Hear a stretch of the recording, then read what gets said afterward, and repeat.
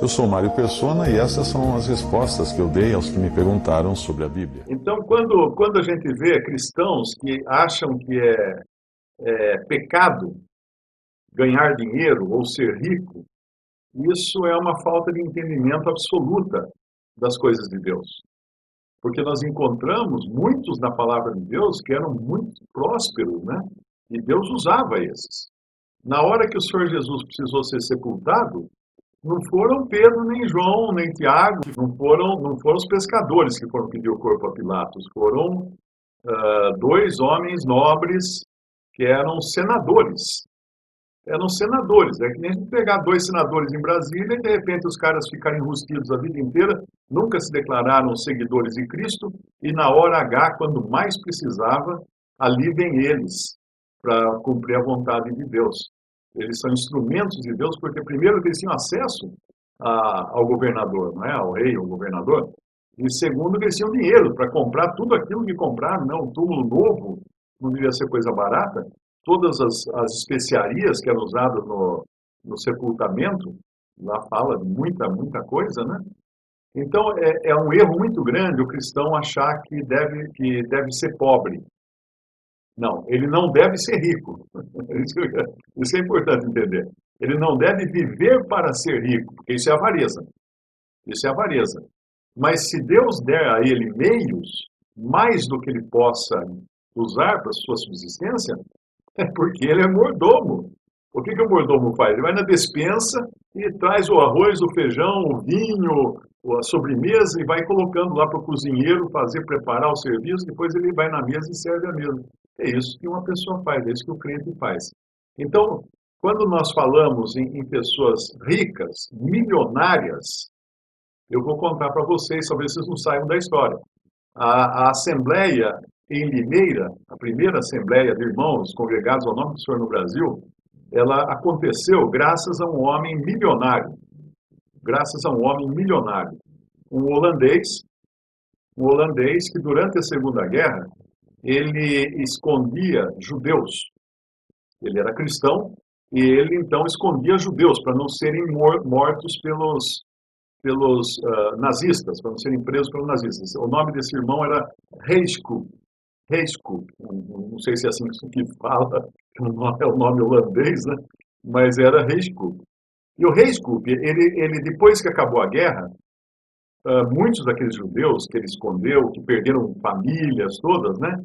Foram morrendo à medida que o tempo passava e morreram ricos, muitos eram ricos. E deixaram toda a fortuna deles para o Heiskop, para esse irmão. Então, de repente, ele ganhou na loteria, vamos falar assim, porque ele tinha muito mais dinheiro do que ele podia gastar. Ele ficou multimilionário, esse Heiskop. Então, o que ele fazia com esse dinheiro? Ele começou a gastar para imprimir livros de literatura de irmãos do século XIX, Darby, Mackintosh, Kelly e todos esses, imprimir e publicar em várias línguas. Nós usufruímos das publicações em português, mas ele publicava em outras línguas também, alemão, francês, inglês, lá na Europa, e eram distribuídos esses livros, alguns eram vendidos abaixo do preço de custo, outros eram dados. Então, os primeiros irmãos aqui no Brasil começaram lendo um pequeno livreto chamado A Ceia do Senhor, que é de Mackintosh, que veio de Portugal e caiu na mão de alguém aqui em Limeira. Mas o que é isso? Onde que tem esse tipo de gente, né, reunido dessa maneira que descreve ali no livreto Ceia do Senhor? E aí foram procurar e acabaram, o Senhor foi encaminhando eles até chegarem a irmãos congregados somente ao nome do Senhor. Mas depois disso ainda, eu usufruí da riqueza desse rico, porque ele também sustentava uma editora em Portugal que publicava os livros com essa sã doutrina. E quando você pedia, chegava uma caixa encadernados, livros super bons, a coleção do Mackintosh, do Pentateuco, a coleção do Darby, o que tinha em português, né? O que tinha em português. Em inglês tem muito mais, mas o que tinha em português chegava aqui para vários irmãos.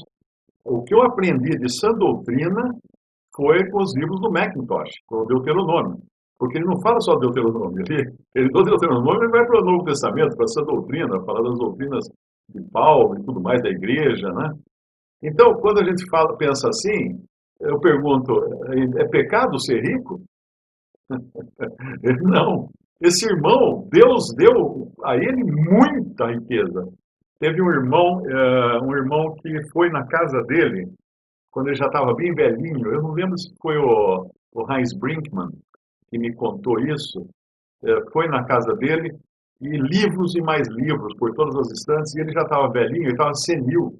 Então ele olhava e falava assim, não sei quem vai ler tudo isso, não sei por que tem tanto livro aqui, né? Então, coitadinho, ele já estava prestes a partir para o Senhor. Então nós podemos agradecer a esses que mantêm esses trabalhos com recursos que o Senhor dá a eles. Se você lê hoje livros da Verdades Vivas publicados a um custo menor, a um preço menor do que o seu custo, porque é isso que acontece, e folhetos que são distribuídos de graça, isso é graças a irmãos que o Senhor moveu o coração, que ganharam dinheiro no trabalho secular, não é? E voluntariamente contribuíram e contribuem para essas obras. A Verdades Vivas no Brasil, a Bible Truth Publishing nos Estados Unidos, irmãos também que trabalham na obra missionária, no trabalho de campo, que saem viajando, saem visitando assembleias, pregando o evangelho. Tudo isso de recursos que foram colocados por Deus, pelo Senhor, nas mãos de irmãos e irmãs. E é sempre bom salientar que nenhuma dessas obras pede dinheiro. Nenhuma dessas editoras pede dinheiro. Nem mesmo irmãos que trabalham na obra do Senhor, viajando, pregando, nunca pedem dinheiro. Nunca põem um site, faça uma doação, ou então faz aquele, como é que chama aquele negócio? Crowdsourcing, crowd financing, eu não sei como é que chama. Tem um serviço que você abre lá uma página na internet, crowdfunding. Todas essas coisas, missões, tudo usa esse crowdfunding. Você põe lá, eu vou precisar comprar uma Ferrari, quem quer me ajudar? O cara põe lá dinheiro para você. Não pensa que vai ter isso, não. Mas tem muitas coisas, pessoas que estão doentes, às vezes precisam de uma cirurgia, abrem lá um crowdfunding, crowdfunding, acho que é o nome, e conseguem, então, financiar a sua necessidade. Então, isso é importante, porque muitos irmãos não sabem disso, sabe? Às vezes a pessoa vem congregar, ou começa a congregar o nome do Senhor, e vê algum material, alguma coisa, mas de onde vem isso? Você não pede dízimo, não tem isso, não tem aquilo, não tem aquela pedição de dinheiro escancarada dos programas de TV neopentecostais, né? De onde vem isso? Vem do Senhor. Vem do Senhor. Porque quando fala que rogai ao Senhor da seara, para que envie obreiros para a sua seara. Então, quem é o dono da seara? O Senhor. Quem envia? O Senhor. Então, o irmão que viaja, ele não é enviado pela obra missionária, conquistar o mundo, alguma coisa assim. Não, ele é enviado pelo Senhor. O Senhor toca no coração dele para ir, e o Senhor toca no coração de outros para contribuir. E com isso consegue levar a palavra de Deus. Essa é a maneira bíblica, né? Infelizmente, hoje nós não vemos tanto assim. Muita coisa é feita da maneira empresarial, mas a maneira bíblica é essa. Visite respondi.com.br. Adquira os livros ou baixe e-books.